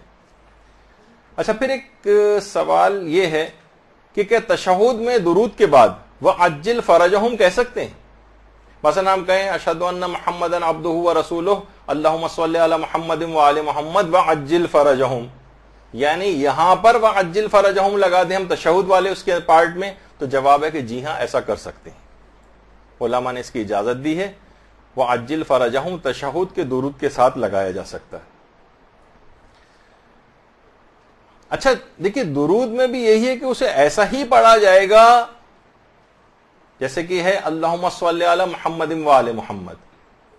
اگر کوئی شخص اس کو تبدیل کرے، مثلا اکثر جگہوں پہ سننے میں آتا ہے رب صلی علی محمد وآل محمد، تو آغا سیستانی کے نزدیک یہ تشہد اس طرح سے اللہم صلی علی کے بجائے رب صلی علی محمد وآل محمد کہنا صحیح نہیں. اور اگر جاہل قاصر رہا ہے، اس کو کسی نے بتا دیا تھا، وہ ویسے ہی پڑھتا رہا، تو اس کی نمازیں صحیح ہیں. لیکن اگر جاہل مقصر ہے، اس نے خود سے اس طرح سے پڑھنا شروع کر دیا، تو فرماتے ہیں کہ احتیاط واجب کی بنا پر ان تمام نمازوں کی قضا کرنا پڑے گی جس میں اس نے رب صلی علی محمد وآل محمد پڑھا۔ اچھا، پھر ایک مسئلہ یہ آتا ہے کہ کیا تشہد کے الفاظ کی تکرار کی جا سکتی ہے؟ تکرار کرنا، جب تک مثلا ہم بار بار، ابھی آپ نے اتنے سارے تشہد میں قرات کی غلطیاں تھوڑی سنی تھیں، اب آپ کو شک ہو رہا ہے، آپ بار بار تشہد کے الفاظ کی تکرار کر رہی ہیں، تو جواب ہے کہ جی ہاں، تشہد کے الفاظ کی اس وقت تک تکرار کی جا سکتی ہے جب تک کہ صحیح طور پر تلفظ کے ساتھ تشہد ادا نہ ہو جائے۔ البتہ وسواسی ٹائپ کا بننے کی ضرورت نہیں۔ بہت سے لوگ قرات کی ایسی اس میں پھنس جاتے ہیں کہ ہم دیکھتے ہیں کہ وہ ایک ایک جملے کو 10 دفعہ 15 دفعہ پڑھتے چلے، وہ یعنی وسواس ہوتا ہے۔ وہ حسن قرات کی تمام پابندیوں کا خیال کرنا نماز میں ضروری نہیں، بلکہ آغا سیستانی نے جملہ کہا کہ بہت سی قرات کی قوانین ایسے ہیں کہ وہ نماز میں بلکہ شاید جائز بھی نہ ہو۔ تو وہ تھوڑا سا آپ سیکھ لیں، کسی کے واجب جو ہے وہ کس طرح سے آپ کا صحیح طور پر ادا ہو جائے۔ بہت سے لوگ جو حسن قرات کی جو مستحب ٹائپ کی باتیں ہیں وہ بھی لازم قرار دے دیتے ہیں، اور جب لوگ اس کو فلفل نہیں کر پاتے ہیں تو وہ بہت زیادہ وسوسوں کا شکار ہو جاتے ہیں۔ اتنی زیادہ وسوسوں میں جانے کی ضرورت نہیں، البتہ نارمل طریقے سے جو الفاظ تشہد ہیں، جب تک 2-3 دفعہ اگر ان کو دوبارہ پڑھ لیا جائے، وسواس کی حد تک نہ پہنچے، تو تکرار الفاظ تشہد سے نماز پر فرق نہیں پڑتا۔ اچھا، پھر ایک مسئلہ یہ ہے کہ اگر سجدوں کے بعد ہم بیٹھے ہوئے ہیں، ابھی 2 سجدے کر کے بیٹھے ہیں، شک ہو رہا ہے کہ تشہد پڑھا یا نہیں پڑھا، ابھی کھڑے نہیں ہوئے، ابھی بیٹھے ہی ہیں، اور شک، بعض اوقات ہی شک ہوتا ہے کہ پتہ نہیں میں نے تشہد پڑھا یا نہیں پڑھا، تو ضروری ہے کہ تشہد پڑھیں۔ شک ہو سجدوں کے بعد کہ میں نے تشہد پڑھا یا نہیں پڑھا، تو ضروری ہے کہ تشہد پڑھیں۔ اچھا، بعض اوقات یہ ہوتا ہے کہ تیسری رکعت میں کھڑے ہو کر شک ہوتا ہے کہ میں نے تشہد پڑھا یا نہیں پڑھا، ابھی تیسری رکعت میں کھڑے ہوئے ہیں، یا مثلا ہم نے جو ہے الحمد یا تسبیحات 4 شروع کر دی۔ اگر صرف شک کی حد تک معاملہ ہے کہ پتہ نہیں میں نے تشہد پڑھا یا نہیں پڑھا، تو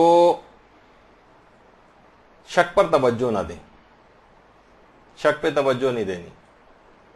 مثلا آپ نے تیسری رکعت شروع کر دی، تسبیحات 4 پڑھ رہے ہیں، یا مثلا الحمد پڑھ رہے ہیں تیسری رکعت میں، تو شک ہو رہا ہے کہ میں نے تشہد پڑھا ہی نہیں پڑھا، تو اس کھڑے ہونے کے بعد اور اس میں مشغول ہونے کے بعد پھر آپ کو ضرورت نہیں ہے کہ آپ اس شک کی طرف توجہ دیں، نماز جاری رکھیں۔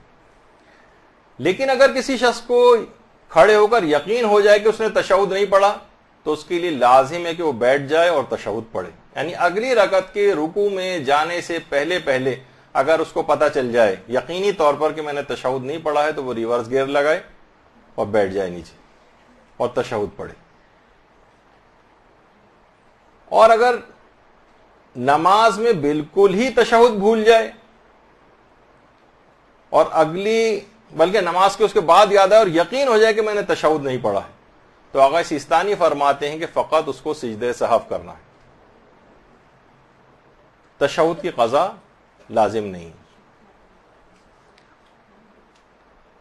تو خیر، ابھی اس کے اندر کچھ چیزیں ایسی ہیں کہ اگرچہ اس کا جو دوسرا پارٹ ہے، میں خود بھی یہی چاہ رہا تھا کہ جب آپ نے اشہد ان لا الہ الا اللہ وحدہ لا شریک لہ اس کے فضائل سنے، اور اس کے بعد وہ اشہد ان محمدا عبدہ ورسولہ کے فضائل سنے، تو یہ کیسے ممکن ہے جو تیسرا پارٹ ہو اللہم صلی علی محمد وآل محمد، اس کی فضیلت اتنی زیادہ ہے کہ اگلی پوری ایک نشست اس کے فضائل، اس کی عجیب و غریب، اس کے اندر نکات، اس کے اندر عجیب و غریب باریکیاں، عمومی زندگی میں ایسی کرامتوں کا ظہور، اور ان سے عمومی زندگی میں اس درود سے آپ کیسے استفادہ کریں، قدم قدم پر ہی ہماری اگلی گفتگو عنوان بنے گا، بہت ہی اہم ہے۔ میں خود بھی یہی چاہ رہا تھا کہ آج تشہد کا یہ والا پارٹ درود والا شروع نہ ہو، تاکہ میں اس کو الگ سے پوری ایک مکمل نشست اسی کے اوپر ہو جائے، جو خدا نے دعا قبول کر لی اور ہو گیا ایسا موقع۔ لیکن ابھی جو ٹائم بچتا ہے اس میں اتنی جلدی تو نہیں چھوڑا جائے گا آپ کو، تھوڑا سا ٹائم جو باقی رہ گیا ہے۔ اب ہم آپ کو کچھ تشہد سنوا رہے ہیں۔ ابھی تک آپ نے تشہد میں قرات وغیرہ کی کچھ غلطیاں دیکھی، کچھ میں آپ نے کہا ورسولہ بھی صحیح ہے، ورسولہ بھی صحیح ہے، और सल्ली अला मुहम्मद व आले मोहम्मद भी सही है, अल्लाहुम्मा सल्ली अला मुहम्मद व आले मोहम्मद भी सही है। और बहुत सारी वेरिएशंस तशहुद की ऐसी हैं कि जो कि आप को अब बहुत बगौर आपको सुनना पड़ेगा, बहुत बारीकियों के साथ कुछ ना कुछ तशहुद, जो बहुत सारे तशहुद आपके सामने आएंगे तो उसके अंदर आपको अंदाजा हो जाना चाहिए कि कहां पर किस आलिम ने किस अंदाज से तशहुद पढ़ा है।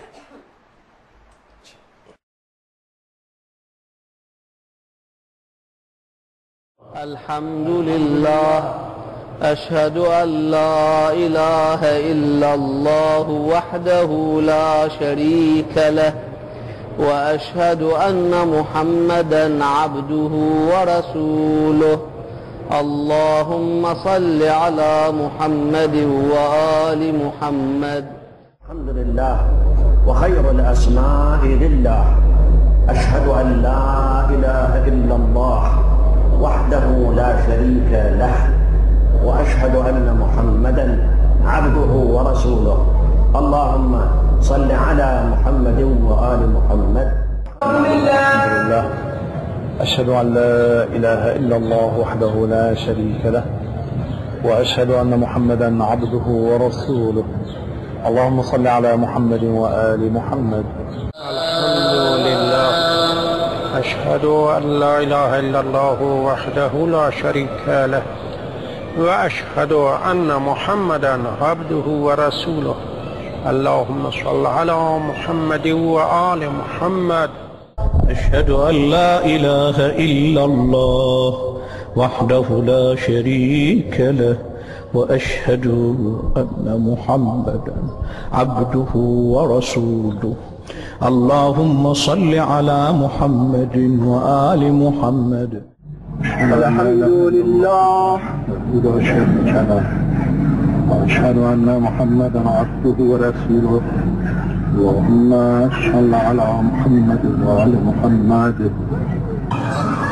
अशहदु अन ला इलाहा इल्लल्लाह वहदहु ला शरीका लह व अशहदु अन्ना मुहम्मदन अब्दुहु व रसूलुहु अल्लाहुम्मा सल्लि अला मुहम्मद व आलि मुहम्मद। अशहदु अन ला इलाहा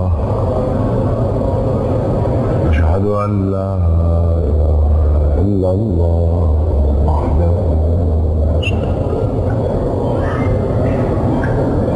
وأشهد أن محمدا عبده ورسوله اللهم صل على محمد وآل محمد. أشهد أن لا إله إلا الله وحده لا شريك له وأشهد أن محمدا عبده ورسوله اللهم صل على محمد وآل محمد. أشهد أن لا إله إلا الله وحده لا شريك له وأشهد أن محمدا عبده ورسوله اللهم صل على محمد وآل محمد. الحمد لله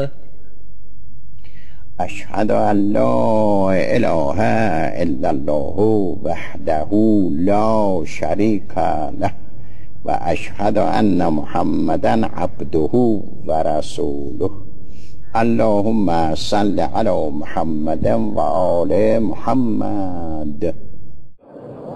أشهد أن لا إله إلا الله وحده لا شريك له وأشهد أن محمدا عبده ورسوله اللهم صل على محمد وآل محمد.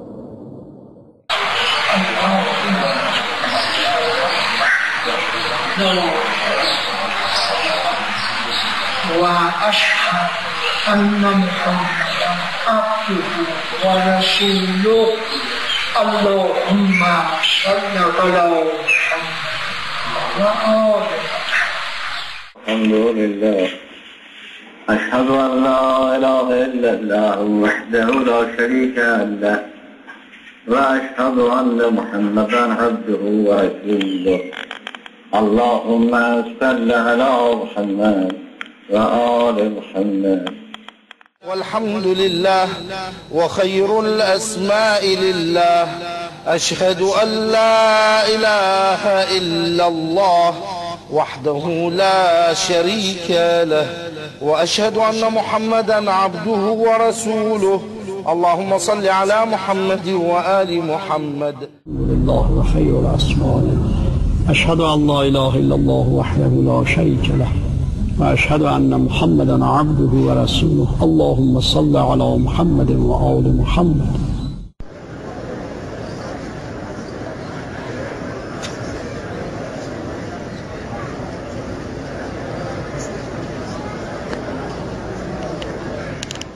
أشهد أن لا إله إلا الله وحده لا شريك له، وأشهد أن محمدا عبده ورسوله. اللهم صل على محمد وآل محمد. الحمد لله. أشهد أن لا إله إلا الله وحده لا شريك له، وأشهد أن محمدا عبده ورسوله. اللهم صل على محمد وآل محمد. أشهد أن لا إله إلا الله وحده لا شريك له، وأشهد أن محمدا عبده ورسوله. اللهم صل على محمد وآل محمد. والحمد لله وخير الأسماء لله. أشهد أن لا إله إلا الله وحده لا شريك له، وأشهد أن محمدا عبده ورسوله. اللهم صل على محمد وآل محمد. أشهد أن لا إله إلا الله وحده لا شريك له، وأشهد أن محمدا عبده ورسوله. اللهم صل على محمد وآل محمد. أشهد أن لا إله إلا الله وحده لا شريك له، وأشهد أن محمدا عبده ورسوله. اللهم صل على محمد وآل محمد. أشهد أن لا إله إلا الله وحده لا شريك له، وأشهد أن محمدا عبده ورسوله. اللهم صل على محمد وآل محمد. أشهد أن لا إله إلا الله وحده لا شريك له، وأشهد أن محمدا عبده ورسوله. اللهم صل على محمد وآل محمد. الحمد لله. أشهد أن لا إله إلا الله وحده لا شريك له، وأشهد أن محمدا عبده ورسوله. اللهم صل على محمد وآل محمد. أشهد أن لا إله إلا الله وحده لا شريك له، وأشهد أن محمدا عبده ورسوله. اللهم صل على محمد وآل محمد. أشهد أن لا إله إلا الله وحده لا شريك له، وأشهد أن محمدا عبده ورسوله. اللهم صل على محمد وآل محمد. أشهد أن لا إله إلا الله وحده لا شريك له، وأشهد أن محمدا عبده ورسوله. اللهم صل على محمد وآل محمد. لله. أشهد أن لا إله إلا الله وحده لا شريك له، وأشهد أن محمدا عبده ورسوله. اللهم صل على محمد وآل محمد.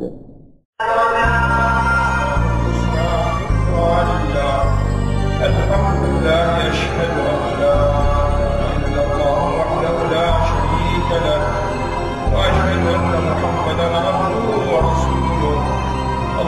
الحمد لله وخير الأسماء لله أشهد أن لا إله إلا الله وحده لا شريك له وأشهد أن محمدا عبده ورسوله اللهم صل على محمد وآل محمد. الحمد لله أشهد أن لا إله إلا الله وحده لا شريك له وأشهد أن محمدا عبده ورسوله اللهم صل على محمد وآل محمد. أشهد أن لا إله إلا الله وحده لا شريك له وأشهد أن محمدا عبده ورسوله اللهم صل على محمد وآل محمد. تو آپ نے دیکھا کہ مختلف جگہوں کے اوپر مختلف طرح سے بہت معمولی فرق کے ساتھ قرات کے جو کہ جائز تمام ویریشنز تھیں اس کے مطابق تشہد پڑھا جاتا ہے. اچھا، اس میں آپ نے دیکھا کہ زیادہ تر مستحبات کلمات تشہد وہ علماء نے ادا نہیں کیے، کیونکہ نماز جماعت کا حکم ہے کہ اس میں اضعف معمومین کا خیال کرنا ہوتا ہے، یعنی سب سے کمزور ترین افراد کا خیال کرنا ہوتا ہے. بہت سے لوگ بوڑھے ہیں، بہت سے لوگ رفع حاجت ان کو کرنا ہے اور مثلا جلدی چاہتے ہیں کہ نماز ختم ہو وغیرہ وغیرہ اس طرح سے، تو ان کا خیال کرتے ہوئے جب بھی مختصر ترین کلمات تشہد پہ اکتفا کیا جاتا ہے. لیکن آپ کو کیونکہ بہترین نماز پڑھنا ہے، زیادہ تر فرادہ گھر پہ نماز پڑھنا ہے، تو آپ کوشش کریں کہ تمام مستحبات کے ساتھ نماز پڑھیں. ابو بصیر کی تفصیلی تشہد والی جو تشہد ہے وہ بھی آپ پڑھیں. ہمیشہ نہ پڑھ سکیں تو جس وقت ہو، فراغت ہو، دل چاہ رہا ہو پڑھنے کا، نماز کو اور بہتر بنانا ہو تو اس انداز سے پڑھیں. انشاءاللہ جو ہماری اگلی نشست ہوگی وہ درود ہی کے موضوع پر ہوگی، اور اختتام بھی اسی درود کے کلمے کے اوپر کرتے ہیں. درود بھیجیے محمد و آل محمد.